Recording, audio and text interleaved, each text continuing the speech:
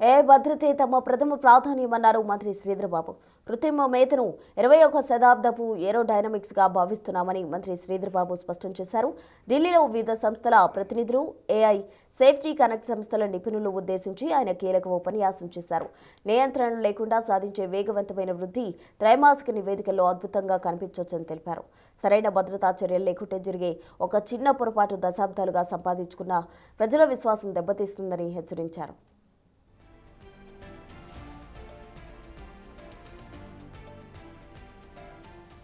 ప్రస్తుతం $80 బిలియన్ ఆర్థిక వ్యవస్థగా ఉన్న హైదరాబాద్ వృద్ధిలో సగానికి పైగా మన టెక్ నిపుణుల కృషి ఉందన్నారు మంత్రి.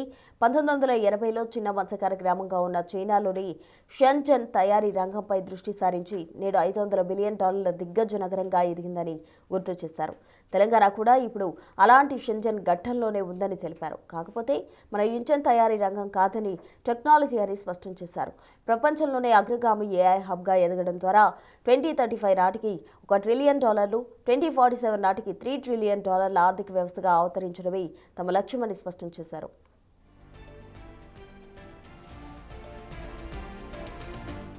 సుస్థిరతను ప్రధాన వృద్ధి వ్యూహంగా తీసుకుని తెలంగాణ ప్రభుత్వం ఏఐ టెక్నాలజీని క్షేత్రస్థాయిలోకి తీసుకెళ్తోందన్నారు శ్రీధర్బాబు.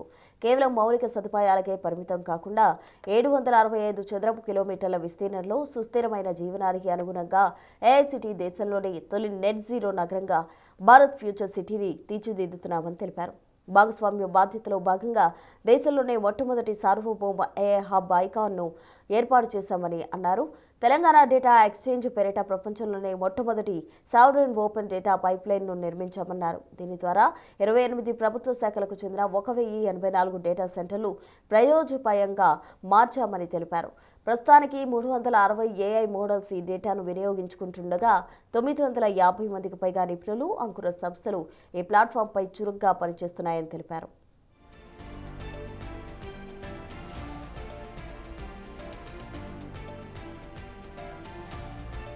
2027 నాటికి ఇంటిగ్రేటెడ్ డిజిటల్ సర్వీసెస్ ప్లాట్ఫారం ద్వారా 4 కోట్ల మంది పౌరులకు 300కు పైగా ప్రభుత్వ సేవలు అందించున్నామని తెలిపారు మంత్రి.